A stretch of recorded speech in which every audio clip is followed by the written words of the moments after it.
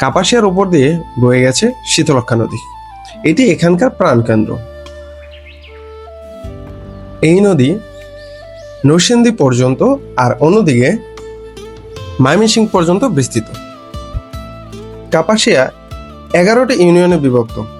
নদীর এ পাশে কাপাসিয়া, দুর্গাপুর, চাঁদপুর 3টি ইউনিয়ন। নদীর অন্য পাশে বাকি 9টি ইউনিয়ন: তরগাঁও, টোক, রায়ের, সিংহশ্রী, করিহাতা, সন্মানিয়া, ঘাঘটিয়া, বারিসাবো এবং টোক।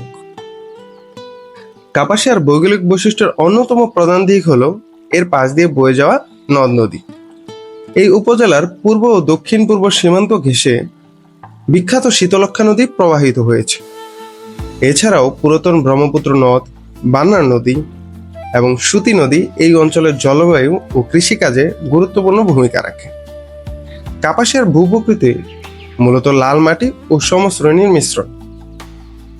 এখানকার ভাওয়ালগড়ের অংশবিশেষ উঁচু ও লাল মাটির টিলা এবং নিচু জমি দ্বারা গঠিত, যা বিভিন্ন ধরনের ফলমূল এবং ঔষধি বনজ বৃক্ষ রোপণের জন্য অত্যন্ত উপযোগী।